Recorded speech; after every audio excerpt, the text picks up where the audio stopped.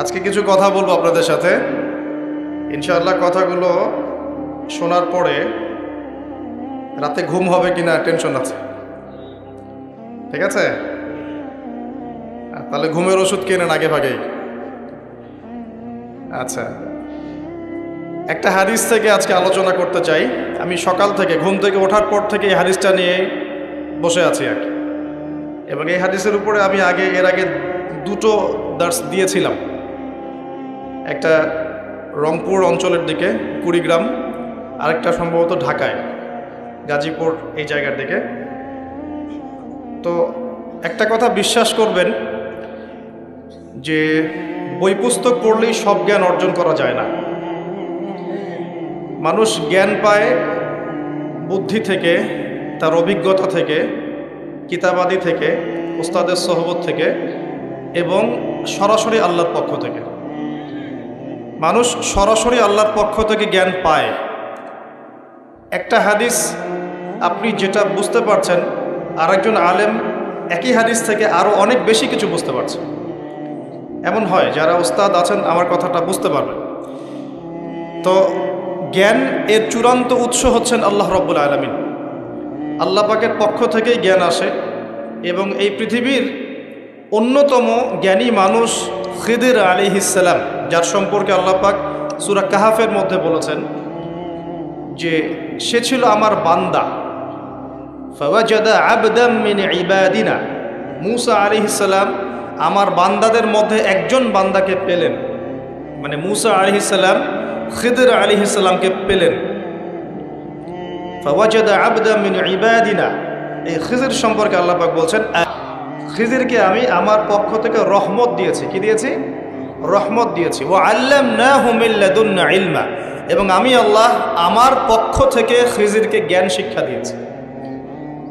তো আল্লাহর পক্ষ থেকে জ্ঞান আসে, এটাই চূড়ান্ত, এবং এই জ্ঞানটার উৎস হচ্ছে আল্লাহর ওয়াহি, অর্থাৎ কোরআন এবং সুন্নাহ। এখন এই কোরআন এবং সুন্নাহর জ্ঞানটা হচ্ছে একটা মহাসাগরের মতো। 100 বছর এগুলো নিয়ে গবেষণা করলেও এই মহাসাগরের এক ফোঁটা জ্ঞান আমরা অর্জন করতে পারবো না। এটাই বাস্তব। এ কারণেই জ্ঞানী মানুষটা কখনো জ্ঞানের অহংকার করে না। যার ভিতরটা পরিপূর্ণ সে খুব একটা বাজে না। খালি কলসি যেগুলো সেগুলো বাজে, ভরা কলসি যেগুলো সেগুলো কিন্তু বাজে না। সাগরের কথা একটা লেকচারে বলেছিলাম, সমুদ্রের নিচে অনেক সম্পদ আছে, কিন্তু সমুদ্র খুব শান্ত থাকে। যার ভিতর যত বেশি সম্পদ, যত বেশি জ্ঞান, যত প্রজ্ঞা, সে তত শান্ত বিনয়ী হয়। আর যার ভিতরে জ্ঞান কম, যার ভিতরে সম্পদ কম, প্রজ্ঞা কম, হিকমা কম, তার লাফালাফি তত বেশি হয়। কোনো কোনো ক্ষেত্রে আমরা দেখেছি, দুর্ভাগ্যজনক, বাংলার জমিনে এগুলো আমাদের দুর্ভাগ্য, আমাদের জন্য লজ্জা, আমাদের অপমান, যে ওয়াজ মাহফিলের প্যান্ডেলগুলোকে কোনো কোনো জায়গায় সার্কাসের মঞ্চ বানিয়ে ফেলা হচ্ছে। মানুষকে ডিজে জিকির শেখানো হচ্ছে, মানুষকে উঠবস করানো হচ্ছে, কোনো কোনো ক্ষেত্রে মানুষকে চা কফি খাওয়ানো হচ্ছে স্টেজের মধ্যে। আর সুবহানাল্লাহ, এই শ্রেণীর মানুষ যখন আলেমদের বিরুদ্ধে কথা বলা শুরু করছে, তার বুঝতে আর বাকি নাই যে দিন ইসলাম কোন জায়গায় চলে যাচ্ছে দিন দিন। কিছু কিছু মানুষ যাদেরকে নিয়ে ট্রল করত, তারা এখন এমপি পদের ভোটে লড়ছে। আর আমাদের সমস্যা কি জানেন? আমরা খুব ইস্যু পাগল আর ট্রল পাগল জাতি। এটা আমাদের একটা চরম বাজে অভ্যাস, বাজে স্বভাব। জাতিগতভাবে আমাদের সবচেয়ে বাজে স্বভাবগুলোর মধ্যে একটা হচ্ছে আমরা ট্রল পাগল জাতি আর ইস্যু পাগল জাতি। ট্রল করতে করতে করতে করতে ওই ব্যক্তিকে আপনি এখন এমপি বানিয়ে দিচ্ছেন। ট্রল করতে করতে তোমরাই ফেসবুক আর ইউটিউবার যারা আছো, তোমরা ট্রল করে কন্টেন্ট বানাতে বানাতে ওদের মেসেজগুলো সবার ঘরে ঘরে পৌঁছে দিয়েছো। এখন তারা এমপি পদে লড়ছে। আবার ধর্মীয় ক্ষেত্রে যাদেরকে ট্রল করেছো, ট্রল করতে করতে করতে করতে তোমরা এখন তাদেরকে আলেম বানিয়ে ফেলেছো। তারা এখন বড় বড় আলেমদের ভুল ধরা শুরু করে, মানুষকে ওয়াজ মাহফিলের মধ্যে সার্কাস শেখাচ্ছে, মানুষকে এমন জিকির শেখাচ্ছে যে জিকিরের সাথে রাসূল সাল্লাল্লাহু আলাইহি ওয়াসাল্লাম সাহাবীদের দূর দূরান্তের কোনো সম্পর্ক নাই। শুধু উমর রাদিয়াল্লাহু আনহু যদি বেঁচে থাকতেন সবগুলোকে পিটাই সাইজ করে ফেলাইতেন। আল্লাহর কসম করে বলছে, বিশ্বাস করেন, ওমর রাদিয়াল্লাহু আনহুর মতো একজন শাসক যদি থাকতো না, তাহলে সব ডান্ডা মেরে ঠান্ডা করে ফেলানো যেত। এক ব্যক্তি উটের পিঠে একটা বোঝা চাপিয়ে দিয়েছিল। ওমর রাদিয়াল্লাহু আনহু যুগের কথা বলছে। উটের পিঠে বোঝা চাপিয়ে দিয়েছে, এই বোঝায় উট চলতে পারছে না, নুয়ে পড়ছে। ওমর রাদিয়াল্লাহু আনহুর হাতে একটা লাঠি ছিল, এই লাঠি দিয়ে সেই ব্যক্তিকে ডেকে তিনি দুটো মাইট দিলেন। দেওয়ার পরে ওই ব্যক্তি বলছে, বিআইয়ি যামবিন আমিরুল মুমিনিন, কোন পাপের কারণে আমাকে মারলেন হে আমিরুল মুমিনিন? তিনি বলছেন যে তুমি কি জানো না যে নবী সাল্লাল্লাহু আলাইহি ওয়াসাল্লাম পশু প্রাণীর অধিকার নিয়ে কথা বলেছেন? তোমার পিঠে যদি এই বোঝা চাপাতাম তুমি কি নিতে পারতে? তোমার কি এই পশু বা প্রাণীর প্রতি কোনো দয়া মনোভাব নাই? এর কোনো হক নাই তোমার কাছে? এত সূক্ষ্ম ছিল তার বিচার, এত সূক্ষ্ম ছিল। আপনারা জানেন না, মনে পড়ে না ওই ঘটনা যে মায়ের বাচ্চারা না খেয়ে শুয়ে আছে, কান্নাকাটি করছে। আমিরুল মুমিনিন ছদ্মবেশে রাত্রেবেলা ঘুরে বেড়াতেন। যখন দেখলেন যে শিশু কান্না করছে, জিজ্ঞাসা করলেন কেন কান্না করছে? বলছেন ফিল আলজু আমিরুল মুমিনিন, ক্ষুধার কারণে। হাদা ওয়াল্লাহি হাদা বাইনি ও বাইনা ওমর, আল্লাহর কসম করে বলছি এটা ওমর আর আমার মাঝখানের ব্যাপার। এই মহিলা বলছে। ওমর রাদিয়াল্লাহু আনহুর কলিজাটা কেঁপে উঠেছিল। তিনি বলেছেন আল ফারাজুন করিব ফান্তাজিরি, অপেক্ষা করো হে আমার বোন, নিশ্চয়ই উদ্ধার নিকটেই। ফারাজুন করিব। তিনি ওখান থেকে চলে গেলেন মদিনায় হেঁটে হেঁটে। সেখানে গিয়ে নিজের পিঠে সে আটা বা ময়দা যেটা বলি আমরা, এগুলোর বস্তা উঠালেন, জব এই টাইপের, উঠিয়ে নিজে হেঁটে হেঁটে এই বস্তা কাঁধে বহন করে মহিলার বাসা পর্যন্ত এসে নিজ হাতে তাকে রান্নাবান্না করিয়ে বাচ্চাটাকে খাইয়ে দিলেন। তারপর আল্লাহর কাছে ইস্তেগফার করছে। এই সময় তার পাশে একজন সাহাবী ছিলেন, তার নাম ছিল আসলাম রাদিয়াল্লাহু আনহু।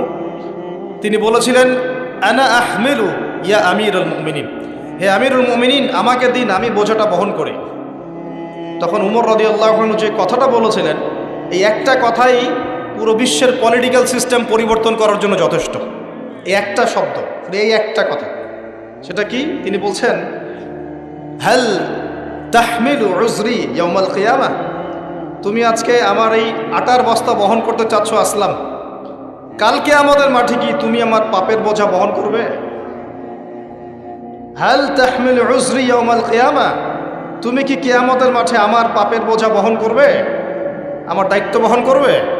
আমি যে আমিরুল মুমিনিন, আমাকে আল্লাহ পাক বিশাল দায়িত্ব দিয়েছেন, যখন হিসেব নেবেন তুমি কি আমার পাপের হিসেব দিবে?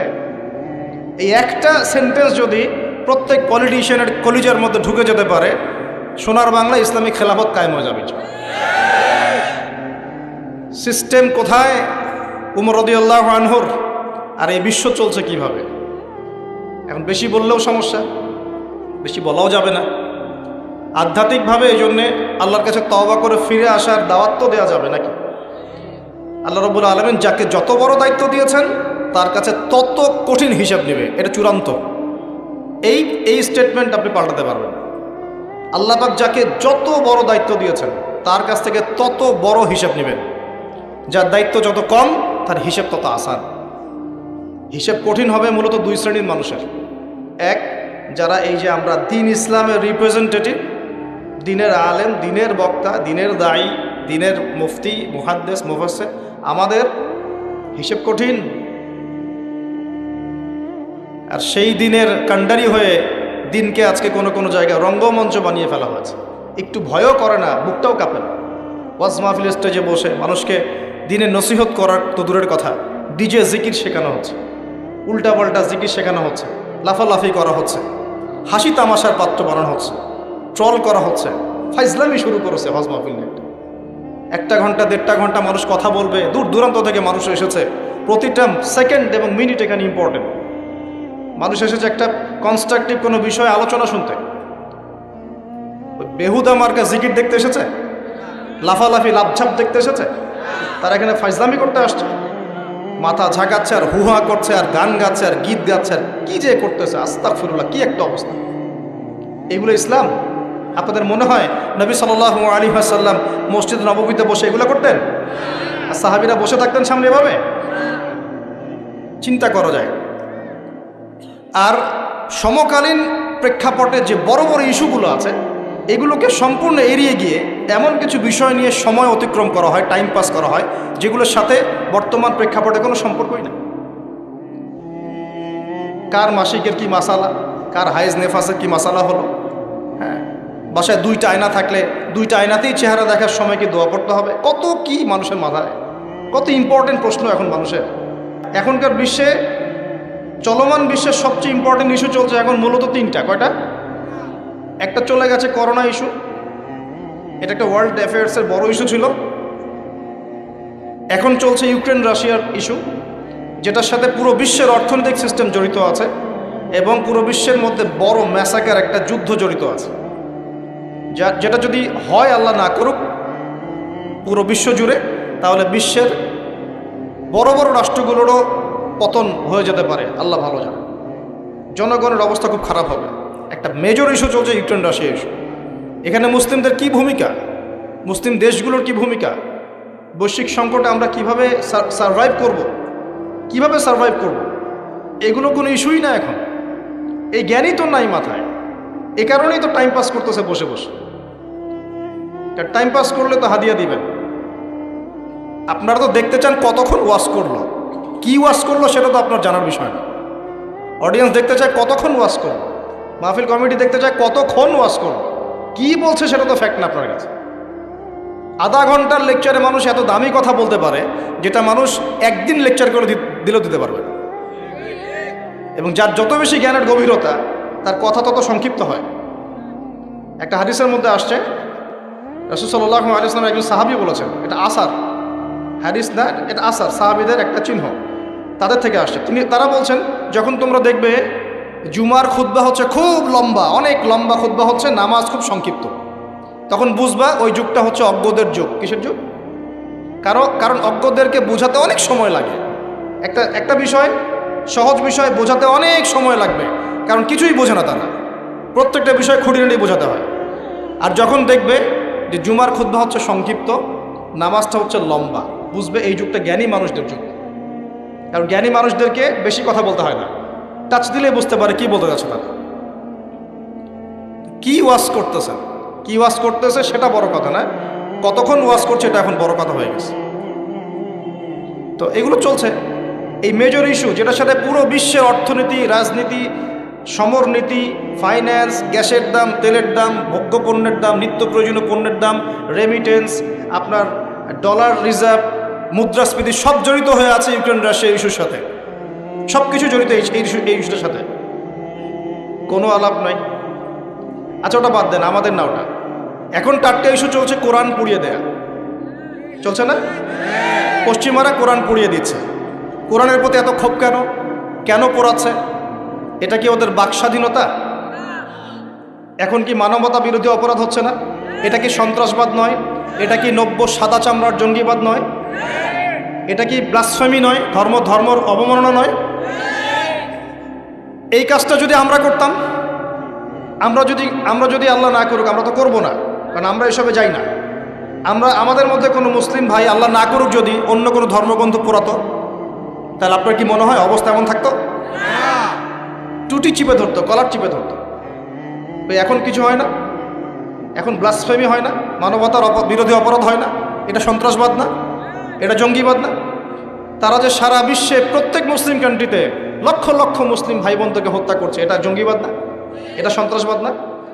ওরা তো ছেলেদের বিয়ে করে, ন্যাংটা হয়ে ঘোরাফেরা করে, উলঙ্গ হয়ে ঘোরাফেরা করে।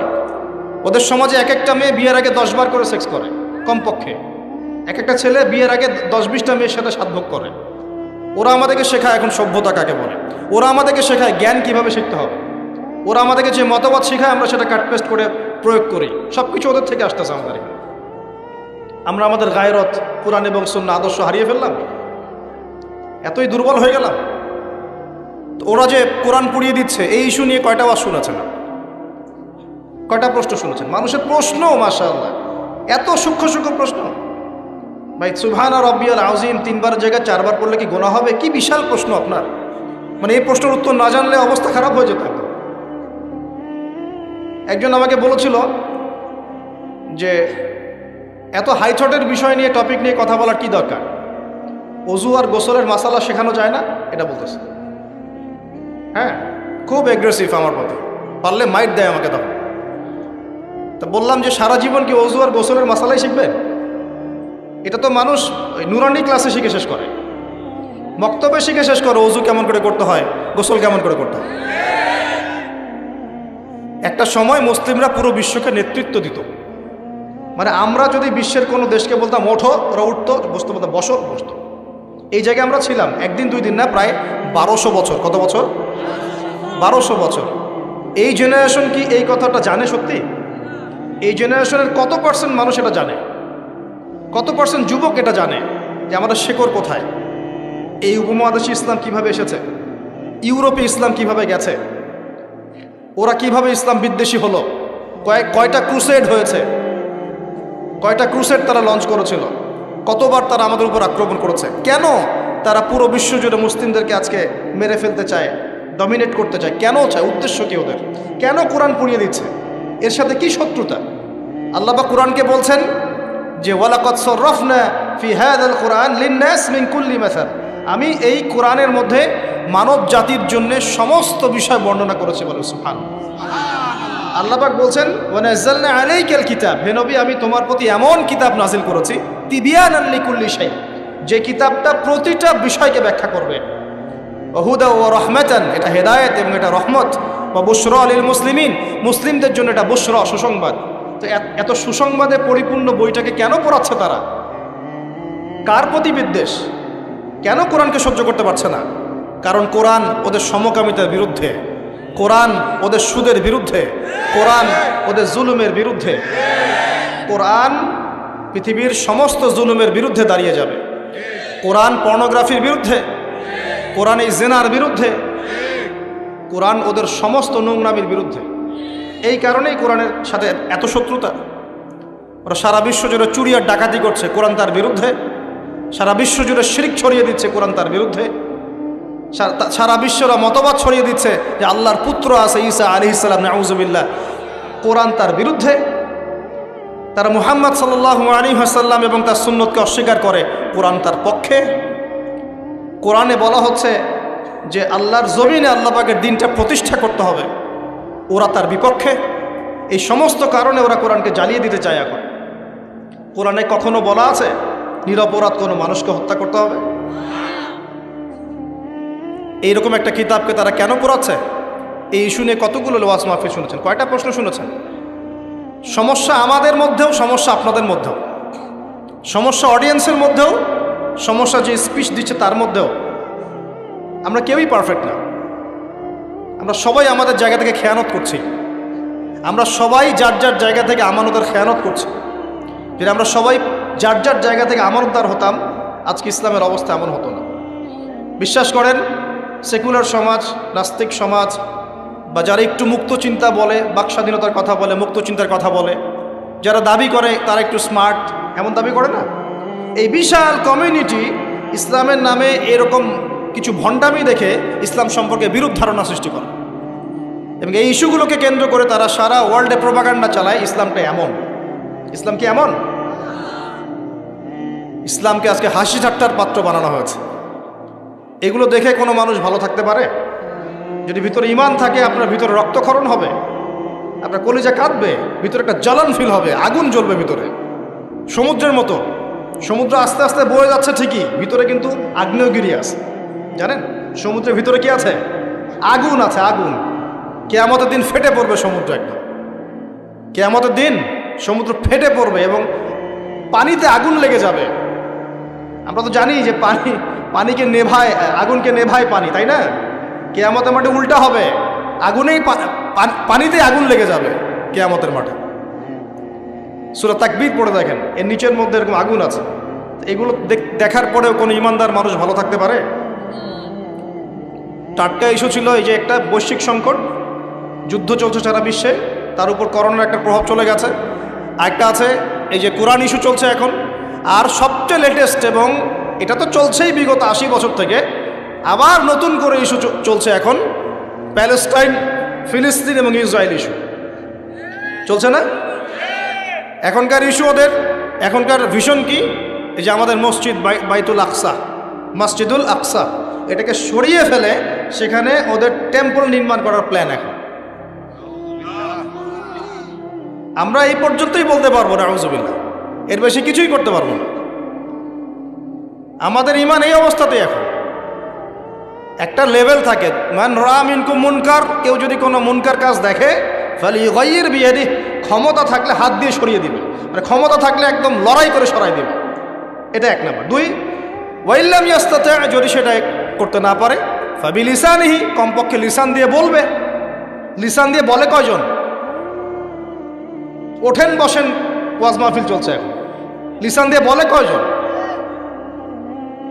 কয়জন হকপন্থী ওলামায়ে কেরাম এই পুরো ওয়ার্ল্ড অ্যাফেয়ার্সের বড় বড় ইস্যুগুলোকে নিয়ে বীর দর্পে কথা বলছে বাংলার মাটিতে? একটু দেখতে হবে তো, আপনাকে খেয়াল করতে হবে তো বিষয়গুলো। ওয়াজ মাহফিল কি আল্লাহর আমানত না? এ দিনের আমানত না? এটা কি মুসলিমদের পক্ষে কথা বলবে না বিপক্ষে কথা বলবে? ইসলামকে রিপ্রেজেন্ট করবে কি না? তাহলে ওই ইস্যুটা কি বড় ইস্যু নয়? শেষ জামানার হাদিসগুলো পড়ে দেখেন, শেষ জামানার সবচেয়ে ইম্পর্টেন্ট জায়গা হচ্ছে এই প্যালেস্টাইন, এই জেরুজালেম। এই জেরুজালেম থেকেই শেষ জামানার সবচেয়ে বড় বড় ঘটনাগুলো ঘটবে। ওইখানেই দেখবেন দাজ্জালের সাথে লড়াই হচ্ছে, দাজ্জালকে মেরেও ফেলা হবে ওইখানে। ওই জায়গাগুলোতেই ঈসা আলাইহিস সালাম আসবেন, ওখানে ইমাম মাহদী, সবই ওখানে। শেষ জামানার বড় বড় ক্যারেক্টার সব ওখানে, সবই ওখানে। এমনকি যে বাহিনীর কথা বলা হয়েছে শেষ জামানায়, একটা বাহিনী, আল্লাহর সেনাবাহিনী, লড়তে লড়তে লড়তে লড়তে ওই জেরুজালেম পর্যন্ত চলে যাবে। পৃথিবীর কোনো শক্তি ওদেরকে দমন করতে পারবে না।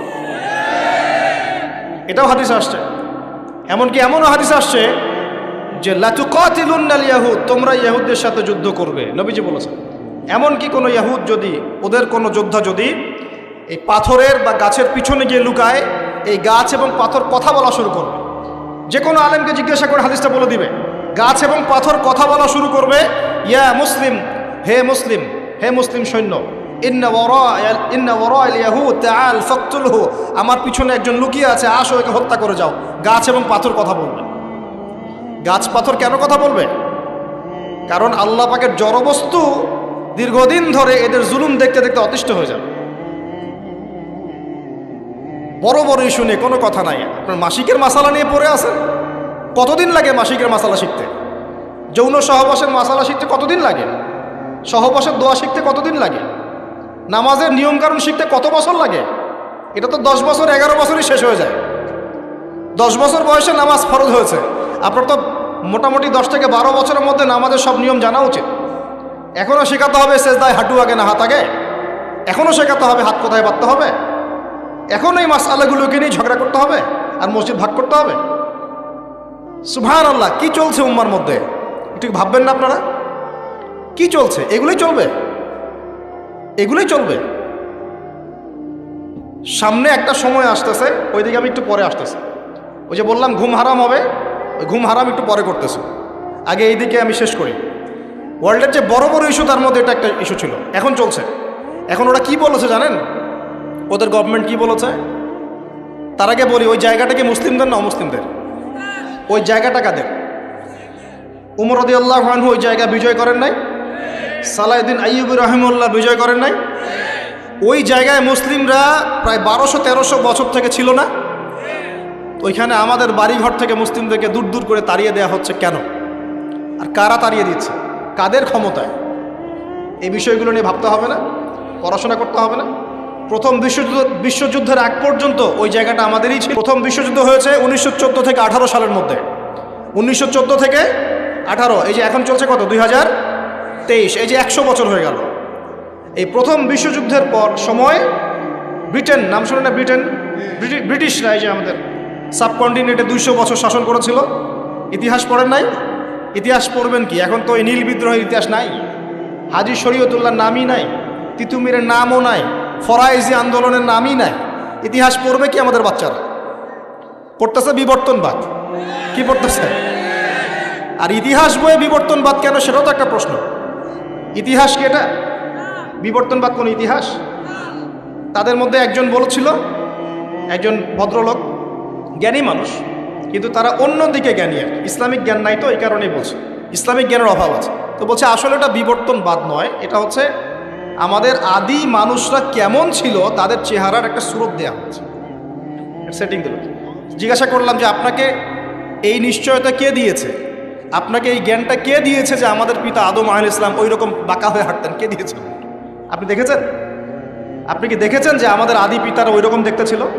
তাহলে এটা এখানে প্রতিষ্ঠা করলেন কেন? কি প্রমাণ আছে? আমরা কি সাহাবীদেরকে দেখেছি? কেউ কি বলতে পারবে আবু বকর রাদিয়াল্লাহু আনহু যে এইরকম ছিল? আপনি তার কোনো ছবি দেখেছেন? কোনো স্ট্যাচু আছে? আমরা কি স্ট্যাচু ওয়ার্শিপ করি? আমরা ছবি মূর্তির সংস্কৃতি লালন করি? এখন তোমরা করো, কিন্তু এটা কিন্তু ইসলামিক সংস্কৃতি নয়। এই ছবি মূর্তি নিয়ে যে পাগল হয়ে গেছো না, এটা একটা হাদিসের কিন্তু একটা সম্পর্ক আছে। নবী একটা হাদিসে বলেছেন, ততক্ষণ পর্যন্ত কিয়ামত হবে না যতক্ষণ পর্যন্ত আমার উম্মতের একটা অংশ আবার শিরক এবং মূর্তি পূজা করবে না। ততদিন পর্যন্ত কিয়ামত হবে না যতদিন পর্যন্ত আমার উম্মতের একটা অংশ শিরক এবং মূর্তি পূজা করবে না। আমার উম্মতই করবে। এটাও একটা ছবির পূজা হচ্ছে। অপ্রয়োজনীয় এত ছবির আসলে কোনো প্রয়োজন নাই। এটা অ্যাভয়েডও করতে পারছি না আমরা, আর আপনাদের কারণেই তো পারছি না। না বললে মাইন্ড করেন ভাই, সেলফি না বললে মাইন্ড করেন ভাই, না প্লিজ। তখন আবার মাইন্ড করেন, মনে করেন যে অহংকার দেখাচ্ছে। তো অহংকার দেখাবো কেন? এটা তো নিষেধ হাদিসে। অপ্রয়োজনীয় কেন তুলবেন? কোনো প্রয়োজন নাই, এটা কোনো নেকিও নাই। মুসাফা করলে গোনা ঝরে যায়। মুসাফা করলে কি হয়? গোনা, দুজন মুমিন মুসাফা করছে, বিচ্ছেদ হওয়ার আগেই সব সগীরা গোনা ঝরে পড়ে গেছে। সেলফি উঠালে কি নেকি হবে? কি গোনা ঝরবে? এই সংস্কৃতি পরিবর্তন হয়ে যাচ্ছে তো। এগুলো বললে অনেকে বুঝতে চায় না, মনে করে যে ভাই মনে হয় অহংকার দেখাচ্ছে। এটা অহংকারের কিচ্ছু না। ছবি মূর্তির সংস্কৃতি আমাদের নয়। আমাদের সংস্কৃতি দোয়া এবং মুসাফার সংস্কৃতি। সালাম, দোয়া, মুসাফা, এর মধ্যে কল্যাণ। আসসালামু আলাইকুম, আপনার উপর শান্তি বর্ষিত হোক। ভাই ওয়ালাইকুম আসসালাম, আপনাদের উপরেও শান্তি বর্ষিত হোক। মুসাফা করলেন, গোনা ঝরে গেল, বারাকাল্লাহ ফিক, আল্লাহ আপনাকে বরকত দান করুন, শেষ। তো যেখান থেকে আসলাম যে এটাও কিন্তু আমরা কি দেখেছি আমাদের পূর্বপুরুষদের এরকম ছবি ছিল? তাহলে এটা কনসেপ্ট কোত্থেকে আসলো যে আগে এমন, তারপর একটু এমন, তারপর একটু এমন, তারপরে এমন? কোত্থেকে আসলো এটা? তো এই জিনিসগুলো কেন ইনপুট করা হচ্ছে? আচ্ছা যাই হোক, ওইদিকে আমি পরে আসছি। এই জায়গাটা 1914 থেকে 18-এর মধ্যে ওদের হাতে চলে গেছে। কার হাত ধরে গিয়েছে? এই ব্রিটিশদের হাত ধরে। আচ্ছা, ব্রিটিশটা কি এই উপমহাদেশে ভালো কাজ করেছে না খারাপ কাজ করেছে? কোনো কোনো ক্ষেত্রে তারা মুসলিমদের চেয়েও ভালো কাজ করেছে। বলবো কোথায় কোথায়? ব্রিটিশ আমলের একটা ব্রিজ দেখবেন, একটা ব্রিটিশ আমলের ব্রিজ আজকেও ভাঙে নাই, এখনও ভাঙে নাই, সুন্দর চলছে না? এরকম আছে না কনস্ট্রাকশন? আর আপনি ব্রিজ তৈরি করতেছেন, আমি করতেছি, আমরা কিছু কাজ করতেছি, 2 দিনে ভেঙে যাচ্ছে, এক বছরে ভেঙে যাচ্ছে, 10 বছরে ভেঙে যাচ্ছে। কারণ কি? কি কারণ? কারণ কি? তো এই ক্ষেত্রে ওদের অবকাঠামোগত কাজটা ভালো হয় নাই? রেল লাইন ছিল, কারা তৈরি করেছে? চলতেছে না এখনো? দুনিয়াবি কাজ যখন তারা করে, এমনভাবে করে যাতে 100 বছর টিকে থাকে। এটা তো প্রশংসা করতে হবে নাকি? আধ্যাত্মিকভাবে ধর্মীয় ক্ষেত্রে তার প্রচুর জুলুম করেছে, করে নাই? জুলুম করেছে। ওরা ডিভাইড অ্যান্ড রুলে বিশ্বাসী ছিল। মানুষকে ভাগ করে দিবে দলে দলে, এবং মানুষ আপোষে মারামারি করতে থাকবে। ডিভাইড মানে ভাগ করো, শাসন করো। ঐক্যবদ্ধ থাকলে শাসন করা যায় না। আপনারা সবাই যদি ঐক্যবদ্ধ থাকেন, তখন আমি কিন্তু আমার কোনো মতবাদ আপনার উপর চাপাতে পারবো না। কিন্তু যদি আমি আপনাকে ভাগ করে ফেলি, 10টা গ্রুপে ভাগ করে দেই, তখন আমাকে কিছুই করতে হবে না, আপনারাই মারামারি করে শেষ হয়ে যাবে। এই কাজটা এখন সারা বিশ্বে মুসলিমদের দ্বারা হচ্ছে না? তো ওরা এই পলিসি অ্যাপ্লাই করেছিল। আমি একটু বলে দিই এই পলিসিটা কার। এই পলিসিটার কথাও কোরআনে বলা আছে। ওই যে বললাম, কোরআনে আল্লাহ পাক সব বলেছেন, প্রতিটা বিষয় আল্লাহ ব্যাখ্যা করেছেন। এই ডিভাইড অ্যান্ড রুল, এই পলিসি নতুন পলিসি নয়। এই পলিসি ছিল ফেরাউনের পলিসি। কার পলিসি? কোন সূরায় আছে এটাও বলে দেই, সূরা মুমিন। এই সূরার মধ্যে পড়লে আপনি দেখবেন ফেরাউন তার কওমটাকে এভাবে ভাগ করে করে করে শাসন করেছে, এবং দুর্বলদের উপরে জুলুম চাপিয়ে দিয়েছিল। দুর্বল ছিল কারা? বনু ইসরাইল। এই কারণে তাদের থেকে শ্রম নিয়েছে, পারিশ্রমিক দেয় নাই ঠিক মতো। যাই হোক, এখন ওদের হাত ধরে 1914 থেকে 18-এর মধ্যে এরা এই প্যালেস্টাইনে ঢুকে জায়গা দখল করে বসতি নির্মাণ করে আস্তে আস্তে শক্তিশালী হয়ে আমাদের ভাইদেরকে তাড়িয়ে দিয়ে, বাড়িগুলো গুড়িয়ে দিয়ে, মা বোনদেরকে ধর্ষণ করে আস্তে আস্তে আজকে এই পুরো জায়গাটা দখল করে ফেলেছে। এমনকি 3 থেকে 4 বার আরব রাষ্ট্রগুলো মিলে তার বিরুদ্ধে যুদ্ধ করতে গিয়েছিল, তারপরও তারা জিততে পারে নাই। একাই সে জয়লাভ করেছে, আরবরা পরাজিত হয়েছে। কিভাবে হলো? এমনি এমনি হচ্ছে। এখন তার জায়গা আছে, ল্যান্ড আছে, সে ল্যান্ড এক্সপেন্ড করতেছে, সে সেখান থেকে ইকোনমি শক্ত করেছে, পলিটিক্যাল ভিত্তি শক্ত করেছে, ওয়ার্ল্ড অ্যাফেয়ার্সকে সে নিয়ন্ত্রণ করছে, ফাইন্যান্স তার হাতে, প্রযুক্তি তার হাতে। আপনি কি মনে করছেন এগুলি এমনি এমনি হচ্ছে? এগুলো কি এমনি এমনি হয়েছে? একটা প্রশ্ন করব, এই অবস্থায় কি সে আগেও ছিল কখনো? উত্তর না। এই অবস্থায় বিগত 2000 বছরে সে আসতে পারে নাই। কত হাজার বছর? 2000 বছরে সে কখনো এখানে আসতে পারে নাই, বরং তাদের থাকারই কোনো জায়গা ছিল না। আমাদের নবী যখন মদিনায় হিজরত করেছেন, একটু বোঝেন, আমাদের নবী যখন মদিনায় হিজরত করেছেন তখন সেখানে ইহুদিরা থাকতো। কারা থাকতো? আর আওস ও খাজ্জাজ গোত্রের আনসার সাহাবীরা থাকতেন, আর কিছু কিছু খ্রিস্টান এবং পৌত্তলিক ছিল, মূলত ছিল ইহুদিরা। তারা ওখানে কি করছিল জানেন? তারা ওখানে অপেক্ষা করছিল শেষ নবী মুহাম্মদ সাল্লাল্লাহু আলাইহি ওয়াসাল্লামের জন্যে। তাদের ধর্মগ্রন্থ তাওরাতে লেখা ছিল যে শেষ নবী একজন আসবেন, তার নাম হবে আহমদ। কি নাম হবে? আহমদ। আমাদের নবীর আরেক নাম কি? আহমদ। এটা আমাদের নবীজির আরেক নাম। এই যুব সমাজ জানে না তো, অনেকেই জানে না। এরা নেইমার মেসিকে চিনে, আমাদের নবীর নাম আহমদ তারা জানে না, অনেকেই জানে না। আমি চ্যালেঞ্জ করছি, আপনি জ্ঞান নিয়ে সুমারি করে দেখেন, যুব সমাজের অনেকেই বেসিক জিনিসই জানে না। আর এখন আরেকটা প্রজন্ম তৈরি করার চেষ্টা করা হচ্ছে যারা এতটুকুও জানবে না, ওইটুকুও জানবে না। এখন যা জানে তাও যেন না জানে। তো এটা তাদের ধর্মগ্রন্থে লেখা ছিল, এই কারণে তারা অপেক্ষা করছিল শেষ নবী আসলে তারা তার হাতে বায়াত করবে। কারণ তাদের ধর্মগ্রন্থে ছিল যে মুহাম্মদ সাল্লাল্লাহু আলাইহি ওয়াসাল্লাম যখন শেষ নবী হয়ে আসবেন তার অনুসারীরা বিশ্বটাকে শাসন করবে। করেছিল না? আবু বকর সিদ্দিক, ওমর রাদিয়াল্লাহু আনহু, উসমান, আলী, তাদের সময় রাদিয়াল্লাহু আনহু আজমাইন সারা বিশ্বকে আমরা শাসন করি নাই? খেজুর গাছের মসজিদের নিচে বসে, খেজুর গাছের নিচে ঘুমিয়ে উমর রাদিয়াল্লাহু আনহু এক ইশারায় রোম সাম্রাজ্য, পারস্য দখল করেন নাই? ইতিহাস জানেন না আপনারা? এটা কিন্তু তাওরাতে লেখাই ছিল, তারা অপেক্ষা করছিল। তাহলে প্রশ্ন, তারা কেন তাকে স্বীকার করলো না? কেন নবী হিজরত করে যাওয়ার পরেও তারা নবীকে স্বীকার করলো না? উত্তর হচ্ছে একটা, নবী সাল্লাল্লাহু আলাইহি ওয়াসাল্লাম শেষ নবী হয়েছেন বনু ইসমাইলের বংশধর থেকে। বনু ইসমাইল মানে ইসমাইল আলাইহিস সালামের বংশধর থেকে মুহাম্মদ সাল্লাল্লাহু আলাইহি ওয়াসাল্লামের জন্ম হয়েছে। আর তারা হিংসা করেছে কেন? কারণ বনু ইসরাইলের মধ্যে কেন শেষ নবী আসে নাই, এই কারণে তারা স্বীকার করে। আল্লাহ সূরা বাকারায় বলছেন, ইয়ারিফুনাহু কামা ইয়ারিফুনা আবনাহুম, তারা নবীকে চিনে যেমন করে বাবা সন্তানকে চিনে। সুবহানাল্লাহ। এখন কথা শোনেন, ওখানে তিনটা গোত্র ছিল, ইহুদি গোত্র। কয়টা? 3টা। একটার নাম বনু নজির। কি নাম? বনু নজির। এই বনু নজিরকে নবী সাল্লাল্লাহু আলাইহি ওয়াসাল্লাম যুদ্ধ করে তাড়িয়ে দিয়েছেন। এই যুদ্ধের কথা আছে সূরা হাশরের মধ্যে। কোন সূরায়? সূরা হাশর। 2 নম্বর ছিল বনু কাইনুকা। কি নাম? বনু কাইনুকা। এদেরকেও বিতাড়িত করা হয়েছে। আর 3 নম্বর ছিল বনু কোরাইজা। কি নাম? বনু কোরাইজা। এই বনু কোরাইজা চুক্তিবদ্ধ ছিল যে আমাদের সাথে থাকবে, আমাদের বিরুদ্ধে কাউকে হেল্প করবে না। কিন্তু খন্দকের যুদ্ধে ওরা মুশরিকদেরকে হেল্প করেছে, চুক্তি ভঙ্গ করেছে। এই কারণে নবী সাল্লাল্লাহু আলাইহি ওয়াসাল্লাম বনু কোরাইজা আক্রমণ করেছেন, তাদেরকে বিতাড়িত করে দিয়েছেন। আমাদের নবী কি বিনা অপরাধে তাদেরকে বের করে দিয়েছেন? এমন মানুষ তিনি ছিলেন? নাকি নিঃসন্দেহে তাদের কোনো না কোনো ফল্ট ছিল? কি ফল্ট ছিল? ফল্ট ছিল এই, তারা মুশরিকদের সাথে, অন্যদের সাথে মিলিত হয়ে ওই মদিনা রাষ্ট্রটাকে ধ্বংস করতে চাচ্ছিল, ঠিক যেমনটা তারা এখন প্যালেস্টাইনে করছে। তো এই কারণে তিনটা বড় বড় গোত্রকে নবী সাল্লাল্লাহু আলাইহি ওয়াসাল্লাম বের করে দিয়েছেন।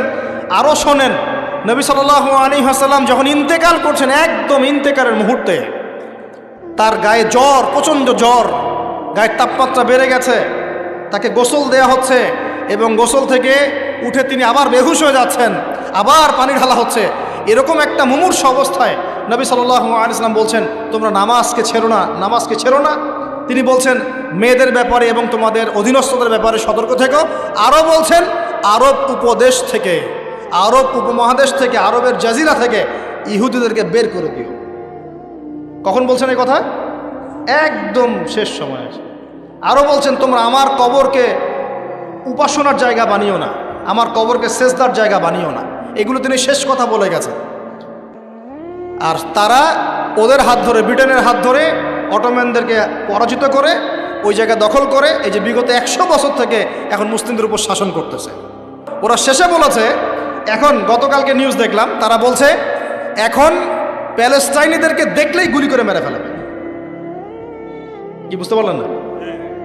এখন এত হাই লেভেলে চলে গেছে ওদের এগ্রেশনটা যে দেখলেই গুলি মারে দেবে। দেখলেই গুলি মারতে হয় কখন? এটা কি যুদ্ধক্ষেত্র? এটা কি ব্যাটল হচ্ছে? দেখলেই গুলি মারতে হবে শত্রুকে? ও কি শত্রু? যে তার বাড়ি ফিরে যাচ্ছে, যে বলছে যে মসজিদে আকসা আমি নামাজ পড়তে চাই, ওখানে নামাজ পড়ার অধিকার নাই আমার? ওখানে নামাজ পড়ার অধিকার মুসলিমদের নাই? ওটা আমাদের পবিত্র জায়গা না? তো নামাজ পড়তে গেলে তুমি গুলি করে মারি দিবা?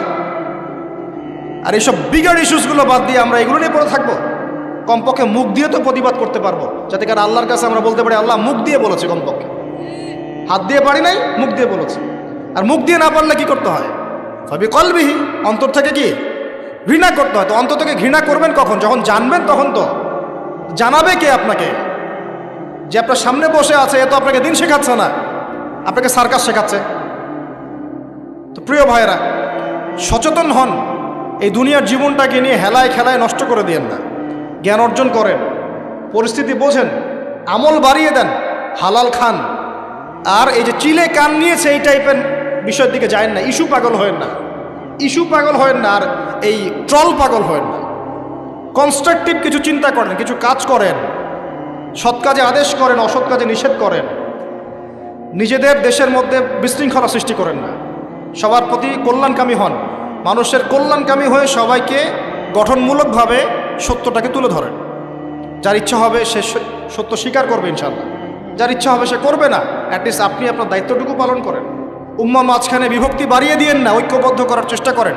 না পারেন তাও চুপ থাকেন। ঐক্যবদ্ধ করতে পারছি না, কেউ কথা শুনছে না, চুপ থাকেন। আগুন উস্কে দেওয়ার কি দরকার আছে? দরকার আছে? অ্যাটলিস্ট যা আছে তাও থাক, এটাকে আরও খারাপ করার কি দরকার? প্রত্যেকটা সেক্টরে এই সমস্যা চলছে, টপ টু বটম। আল্লাহ পাক আমাদেরকে বোঝার তৌফিক দান করে নেন। আমার কথা কষ্ট পাচ্ছেন? পুরো সিচুয়েশন যখন আপনি বুঝতে পারবেন, ধর্ম, সংস্কৃতি, সমাজ, পরিবার, অর্থনীতি এবং রাজনীতি, তখন দেখবেন আপনি ভালো থাকতে পারবেন। আপনি একা একা ভালো থাকতে পারবেন না। হ্যাঁ, ভালো থাকতে পারবো আমি কিভাবে জানেন? মনে করেন আমি টুকটাক কিছু আর্ন করি, এখন আমি চাল ডাল কিনে বাসায় মজুত করে রাখি, বউ বাচ্চা কাচ্চাকে নিয়ে টুকটাক খাই, মসজিদে যাই আসি, যাই আসি, যাই আসি, বাস এটা আমার কাজ। ঠিক আছে? কারোর সাথে কথাও বলি না, কারোর সাথে এভাবে মিশিও না। আমি কারো ডানেও নাই, বামেও নাই, ওখানেও হ্যাঁ, এখানেও হ্যাঁ, ওখানেও না, এখানেও না, মানে তালগোল পাকানো। আপনি ভালো থাকতে পারবেন, রিল্যাক্স, একদম ভালো। কি দরকার এসব বলার? কি দরকার শোনার? কি দরকার ভাবার? আছি তো, চলছে, চলুক। এভাবে চলতে থাকলে একদিন দেখবেন ফিতনা আপনার দরজার সামনে এসে হাজির হয়েছে।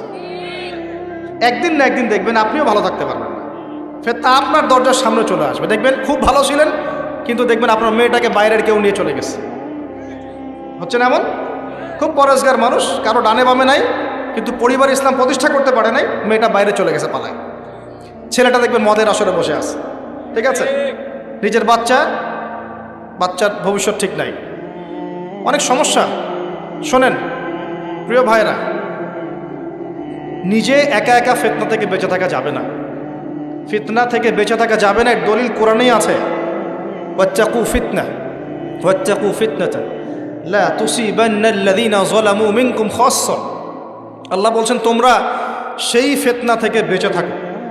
আল্লাহর কথা শোনেন, আল্লাহ পাক বলছেন তোমরা সেই ফিতনা থেকে বেঁচে থাকো, যে ফিতনা শুধু জালেমদের উপর খাস করে আসবে না, মানে সবার উপরেই আসবে।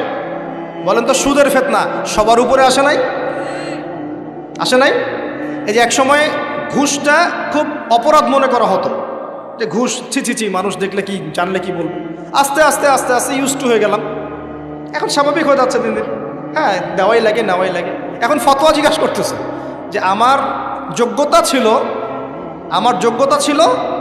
আর এক ভাইয়ের যোগ্যতা ছিল না, তো এখন যদি আমি আমার যোগ্যতা বলে চাকরিটা পাওয়ার জন্য একটু ঘুষ দিই, জায়েজ হবে কি না? তখন আবার ফতোয়া দিচ্ছে হ্যাঁ জায়েজ হতে পারে। এই জায়গায় চলে আসছি আমরা, এখন ইউজড হয়ে গেছে। আগে একটা ছিল যে ধর্ষণ, অল্প কিছু হলে মানুষের মধ্যে একটা এগ্রেশন কাজ করতো, মানুষ বিচার চাইতো, মানুষ আন্দোলন করতো, অনেক কিছু করতো। আস্তে আস্তে ইউজড টু, হ্যাঁ হয়, দেশে 10-20টা হয় প্রতিদিন। আগে ছিল একজন ব্যক্তি যদি চুরি করতো, খুব চক্ষু লজ্জা, চুরি করেছে কেউ জানলে কি হয়ে যাবে। এখন কোনো সমস্যা নাই, সবাই তো করতেইছে, সবাই তো চুরি চামারি করে, আমি করলে কি সমস্যা। আগে ব্যবসা করতো মানুষ, মাপে কম দিলে একটু চক্ষু লজ্জা কাজ করতো, যে কেউ দেখে ফেললে, জেনে ফেললে কি হবে না হবে। এখন সবাই করে, আমিও করি, মানে যে সবাই করে আমিও করি, আস্তে আস্তে সব ইউজ টু করে ফেলা হয়েছে। প্রথম প্যালেস্টাইন ইস্যুগুলো নিয়ে মানুষ খুব উদ্বেগ ছিল, হ্যাঁ ওটা আমাদের জায়গা, এটা আমাদের ফেরাতে হবে, ফেরানোর চেষ্টা করতে হবে, ইত্যাদি ইত্যাদি।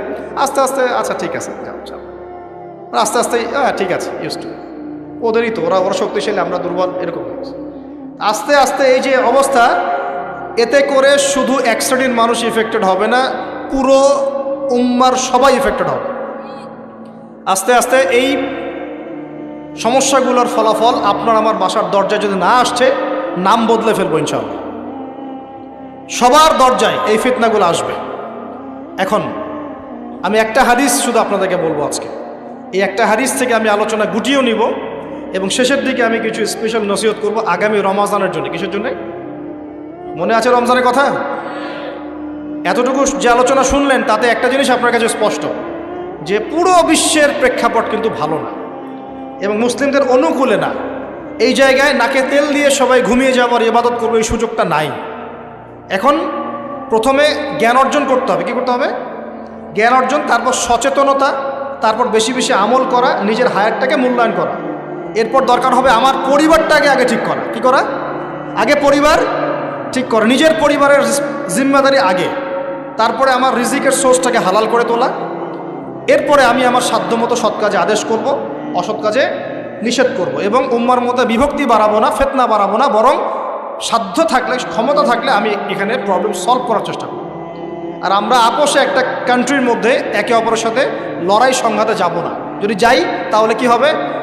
উভয়ের মাঝখানে ইউনিটি নষ্ট হয়ে যাবে, আমাদের শক্তি কমে যাবে, হাওয়া বেরিয়ে যাবে, যা ভালো আছে ওইটাও থাকবে না। আল্লাহ পাক আমাদের সবাইকে কথাগুলো একটু বোঝার তৌফিক দান। সর্বপ্রথম আল্লাহর কাছে দোয়া করি, আল্লাহ পাক যেন আমাদের সবাইকে জানা অনুযায়ী আমল করার তৌফিক দান করেন, এবং আমি যা বলছি তার উপর আগে আমাকে আমল করার তৌফিক দান করেন, এবং আপনাদের মধ্যে যারা বুদ্ধিদীপ্ত মানুষ, তাদের কলবের মধ্যে কথাগুলো আল্লাহ পাক পৌঁছে দেন। একজন মানুষও যদি পুরো বিষয়গুলো বুঝতে পারে এবং তার দ্বারা যদি আগামীতে কোনো খেদমত হয়, আমি সফল, ইনশাআল্লাহ আমরা সফল। আমরা প্রত্যেকটা জায়গায় যদি একটা করে দিনের মার্কাজ প্রতিষ্ঠান গড়ে তুলি, প্রত্যেক জেলায় যদি একটা করেও এমন আলেম তৈরি হয়, একজন করেও, যে কোরআন সুন্নাহর জ্ঞানকে দিয়ে ওয়ার্ল্ডকে চ্যালেঞ্জ করতে পারে, আমরা সফল ইনশাআল্লাহ। এটাই যথেষ্ট। একজন। ইমাম বুখারী রাহিমাহুল্লাহ এর ওস্তাদ বলতেন যে আমার এই দার্সের মধ্যে যদি এমন একজন ব্যক্তি বের হয় যে নবীর হাদিসগুলোকে, মানে সহি জয়ীফ জাল, এগুলোকে বাছাই করে সহিগুলোকে আলাদা করে ফেলবে, হ্যাঁ, আমার আজকের দার্স সফল। ইমাম বুখারী রাহিমাহুল্লাহর কলবে, কলিজায় এই কথাটা এত দাগ কেটেছিল যে তিনি পরবর্তীতে সেই ছাত্র হয়ে দেখিয়েছে। একজনই যথেষ্ট, ভালো নেতা একজন যথেষ্ট, তাই না? উমর রাদিয়াল্লাহু আনহু কয়জন ছিলেন? একজন না দুইজন? আবু বকর কয়জন হয়েছে? উসমান কয়জন হয়েছে? আলী ইবনে আবি তালেব কয়জন? একজন যথেষ্ট। একজন কি পাওয়া যাবে আজকে ইনশাআল্লাহ? যে কথাগুলো বুঝবে এবং আমল করবে, অনেক জ্ঞান অর্জন করবে ইনশাআল্লাহ, আমল করবে, পরিবার করবে, হালাল খাবে এবং সুন্নতের উপর থাকবে, সত্যটাকে সত্য বলে স্পষ্ট করবে, কাউকে ভয় করবে না, মিথ্যাকে মিথ্যা বলে স্পষ্ট করবে, কাউকে ভয় করবে না, ফিতনা বাড়াবে না, কমানোর চেষ্টা করবে, ব্যক্তিত্বশীল হবে, ইসলামকে হাসি ঠাট্টার পাত্র বানাবে না, ব্যক্তিত্ব সম্পন্ন হবে, এবং ইনশাআল্লাহ তাআলা সারা জীবনের লক্ষ্য স্থির করবে যে আমার জীবনের লক্ষ্য হচ্ছে আল্লাহর দ্বীনকে প্রচার করা, প্রসার ঘটানো, প্রতিষ্ঠার চেষ্টা করা। একজন পাওয়া যাবে ইনশাআল্লাহ? কে রাজি আছেন বলেন? বাকিরা রাজি নাই? আচ্ছা, আলহামদুলিল্লাহ, আল্লাহ পাক কবুল করুন, বলি আমিন। বিসমিল্লাহির রহমানির রহিম। এবার হাদিসটা শুনেন। নবী সাল্লাল্লাহু আলাইহি ওয়াসাল্লাম বলেছেন, বলেন সাল্লাল্লাহু আলাইহি ওয়াসাল্লাম, নবী সাল্লাল্লাহু আলাইহি ওয়াসাল্লাম বলেছেন, সাবআতুন, 7 শ্রেণীর মানুষ আছে। কয় শ্রেণী? আমার সাথে একটু মনোযোগ দেন, এটা আমাদের লেকচারের মূল জায়গা। 7 শ্রেণীর মানুষ আছে। কত শ্রেণী? সাবআতুন ইউজিল্লুহুমুল্লাহু তাআলা ফি জিল্লিহি, আল্লাহ পাক এই 7 শ্রেণীকে আল্লাহর ছায়ায় ছায়া দিবেন, মানে আল্লাহ পাকের আরশের ছায়ায় ছায়া দিবেন। ইয়াউমা লা জিল্লা ইল্লা জিল্লুহ, যেদিন এই ছায়া ছাড়া অন্য কোনো ছায়া থাকবে না। বলেন সুবহানাল্লাহ। কত শ্রেণী? আমি জানি হাদিসটা আপনারা আগেও শুনেছেন, তা আজকে নতুনভাবে শেখেন। কয় শ্রেণী? 7 শ্রেণী। কোথায় ছায়া পাবে? আরশের ছায়ায়। ওই দিন অন্য কোনো ছায়া থাকবে না। এই ছায়া ছায়া পাবে মানে সে কি জান্নাতি না জাহান্নামী? তার কোনো টেনশন হবে? কোনো হিসাব নিকাশের টেনশন, কোনো ভয়, কোনো কিয়ামতের বিভীষিকা কিচ্ছু নাই। একদম সুকুন, ইতমিনাল, একদম নিরাপদ। আচ্ছা, 1 নাম্বার, আগে সিরিয়াল ওয়াইজ বলি, তারপরে আপনাকে বোঝাচ্ছি। 1 নাম্বার হচ্ছেন ইমামুল আদিল। কি নাম? ইমামুন আদিল, মানে ন্যায়পরায়ণ শাসক। ন্যায়পরায়ণ শাসক রাষ্ট্রের শাসক হতে পারে, সমাজের হতে পারে, পরিবারেরও হতে পারে। যেখানে যে দায়িত্বশীল তাকেই তার দায়িত্বশীল বলা হয়। আচ্ছা, 1 নাম্বার ইমামুন আদিল। 2 নাম্বার ওয়াশাবুন, এই যে তুমি যুবক, ওয়াশাবুন যুবক, নাশআ ফি ইবাদাতিল্লাহি তাআলা, যে আল্লাহ পাকের ইবাদতে তার যৌবন বিলিয়ে দিয়েছে। কে সেটা? যুবক না বৃদ্ধ? কি করেছে? আল্লাহর ইবাদতে জীবন যৌবনটাকে বিলিয়ে দিয়েছে। বিলিয়ে দেওয়ার মানে কি? বিলিয়ে দেওয়া মানে কি পার্ট টাইম মুসলিম হও না ফুল টাইম মুসলিম হও? ফুল টাইম মুসলিম। আচ্ছা, সে কি কোরআন হাদিসের অংশ মানবে না পুরোটা মানবে? আলহামদুলিল্লাহ। 3 নাম্বার রজুলুন, এমন ব্যক্তি, কলবুহু, যার কলব, কলব মানে কি? অন্তর, মুআল্লাকুন ফিল মসজিদ, মসজিদের সাথে অন্তর কি থাকে? ঝুলে থাকে। এটা কি সত্যি সত্যি কলিজা ঝুলে থাকে না টান? কি বোঝানো হচ্ছে? মসজিদের সাথে কি টান? ওই যে মোবাইল ফোনের সাথে যেমন হয়েছে আর কি, এখন ওইটাই হয়েছে না মোবাইলের সাথে। এখন রজুলুন কলবুহু মুআল্লাকুম বিল মোবাইল, এখন হয়েছে এরকম যে এমন ব্যক্তি যার অন্তর কি হয়? মোবাইলের সাথে ঝুলে থাকে, থাকে না? সবার, আমার সহ সবার ফোন সার্চ করলে দেখা যাবে যে আমরা লাস্ট হয়তো 1 ঘন্টা 2 ঘন্টা আগে লাস্ট টাইম আমরা হোয়াটসঅ্যাপ চেক করেছি, ফেসবুক চেক করেছি, আমরা ইউটিউব চেক করেছি। কিন্তু যদি আমল নামা দেখা হয়, দেখা যাবে লাস্ট 1 মাসেও কোরআন চেক করে নাই, লাস্ট 2 মাসেও হাদিসের একটা বই খুলে দেখে নাই। আল্লাহ পাক আমাদেরকে বোঝার তৌফিক দান করুন, এইরকম খারাপ বদ অভ্যাস থেকে বেরিয়ে আসার তৌফিক দান করুন। এখানে 3 নাম্বার, সেই ব্যক্তি যার কলব কোথায় ঝুলে থাকে? মসজিদে, মানে মসজিদের সাথে টান, জামাতে নামাজ পড়ার ব্যাপারে আগ্রহ থাকে। 4 রজুলান, 2 ব্যক্তি। কয় ব্যক্তি? রজুলানি তাহাব্বানি ফিল্লাহ ইজতামা আলাইহি ওয়া তাফাররাকা আলাইহি, 2 ব্যক্তি যারা আল্লাহর জন্য পরস্পরকে ভালোবাসে, একত্রিত হয় আল্লাহর জন্যই, বিচ্ছেদ হয় কার জন্যে? আল্লাহর জন্য। আচ্ছা, বুঝাচ্ছি একটু পরে, সিরিয়ালটা বলে নেই। 5 নাম্বার কে? ওয়ারজুলুন, আরেকজন ব্যক্তি, দাত ইমরাআতান, যে ব্যক্তিকে কোনো মহিলা ডাকলো। এখানে ডাকলো মানে আসলে জেনার জন্য কি করলো? ডাকলো।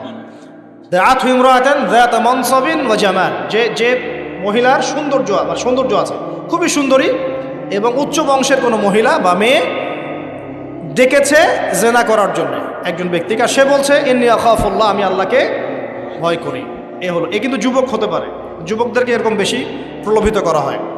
6 ওয়ারজুলুন, আরেকজন ব্যক্তি, তাসাদ্দাকা বিসাদাকাতি, সে সদকা করেছে। কি করেছে? সদকা, দান সদকা করেছে। হাত্তা লা তা'লামা শিমালুহু মা তুনফিকু ইয়ামিনু, এমনকি তার বাম হাত জানে না ডান হাত কি দান করেছে। ঠিক আছে, এত গোপনে সে দান করে যে তার বাম হাত জানে না ডান হাত কি দান করেছে। আর 7 নাম্বার রজুলুন যাকারাল্লাহ খালিয়ান, যে ব্যক্তি আল্লাহকে ডাকে, খালিয়ান মানে গোপনে, নীরবে, নিভৃতে, একাকী আল্লাহকে ডাকে। ফাদাত আইনাহু, তার চোখ দিয়ে টপ টপ করে পানি পড়তে থাকে। কয় শ্রেণী? 7 শ্রেণী। এবার বোঝেন, এটা বোঝার আগে একটু আকাশের দিকে তাকাবেন আজকে বাসায় গিয়ে, বা যেদিন আকাশে ভরপুর তারা উঠবে সেদিন দেখবেন। আকাশে তারা দেখেছেন কখনো? এখন তো সময় নাই এগুলা, মানুষ ব্যস্ত, আকাশে তারা দেখার সময় নেই। আল্লাহ পাক সূরা মুলক পড়তে বলেছেন রাত্রেবেলা, তাই না? সূরা মুলক পড়তে বলেছেন কখন? রাতের বেলা, পড়লে কবরের আযাব থেকে বেঁচে থাকবে ইনশাআল্লাহ। আর ওই সূরাতেই দেখবেন প্রথম পৃষ্ঠাতেই আছে এই মহাকাশ তারকার কথা। আল্লাহ বলছেন তারা দেখো, তারা দেখো, তারার দিকে তাকাও, আল্লাহর সৃষ্টির দিকে তাকাও, দেখো যে তোমাদের এই আল্লাহর সৃষ্টির মধ্যে তোমরা কোনো খুঁত বের করতে পারো কিনা। দেখো, তাকাই দেখো, বারবার দৃষ্টি ফিরাও, তোমার দৃষ্টি ব্যর্থ হয়ে ফিরে আসবে। সুবহানাল্লাহ। রাতে সূরা মুলক পড়তে বলেছেন, আর তারা কখন ওঠে? আর সেই তারার কথা এই সূরাতেই আছে। মেলাতে পারছেন? সুবহানাল্লাহ। চিন্তা করেছেন? এখন এখান থেকে হাদিসে আসতেছে, আকাশের তারাগুলো দেখবেন, দেখে মনে হবে যে হয়তো বিক্ষিপ্ত হয়ে আছে, আসলে বিক্ষিপ্ত না।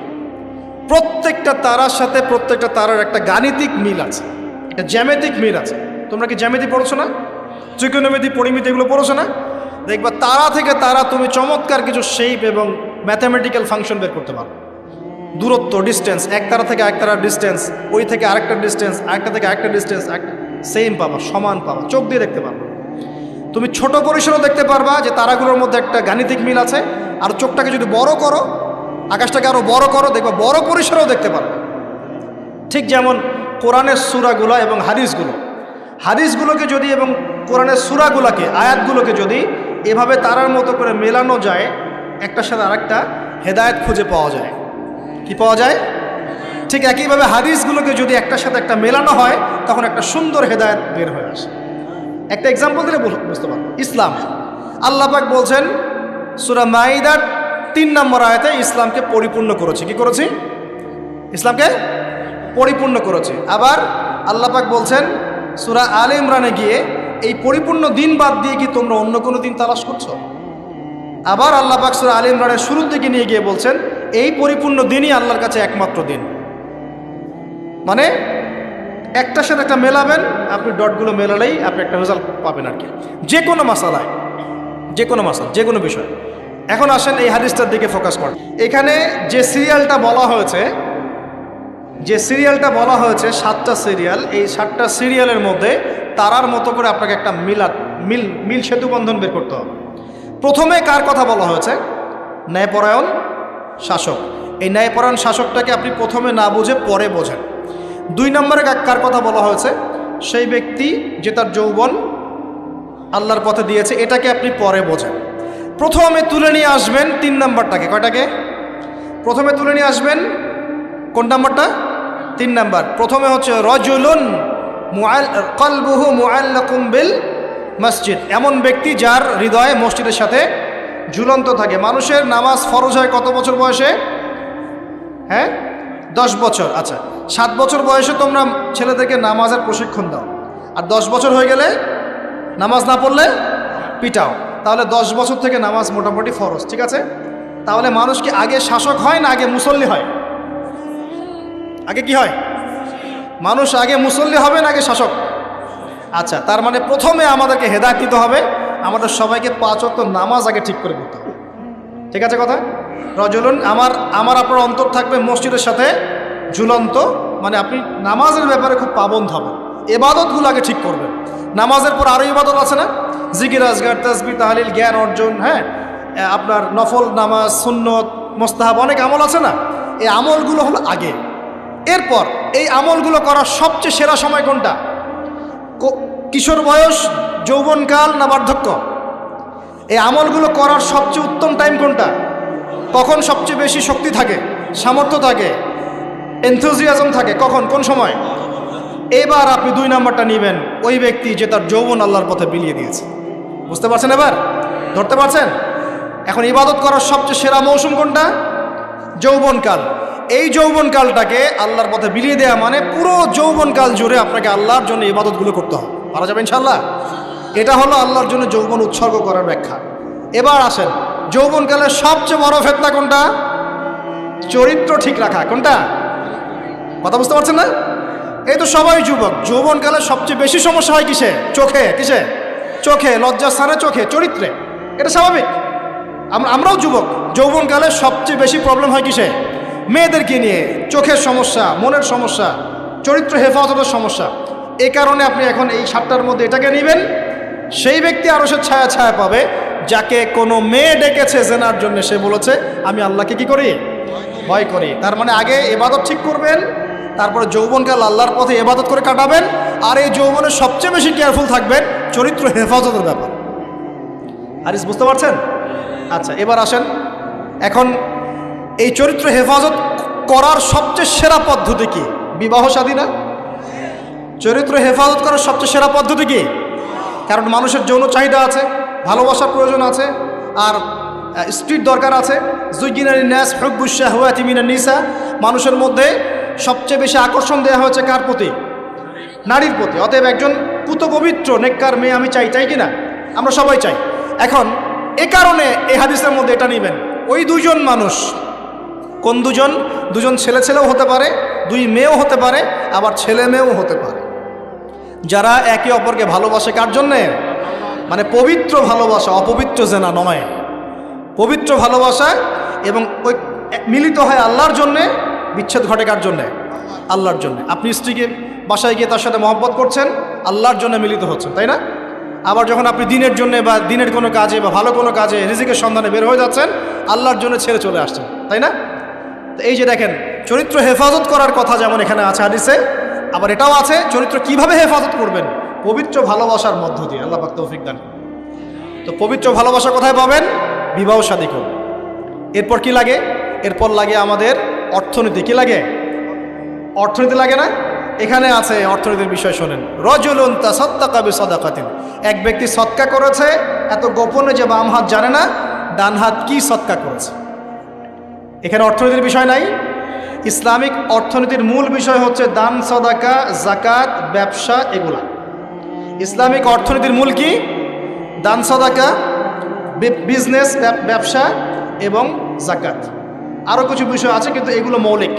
এর বিপরীতে বর্তমান বিশ্বজুড়ে চলমান হারাম অর্থনীতির মূল ভিত্তি হচ্ছে সুদ বা রিবা।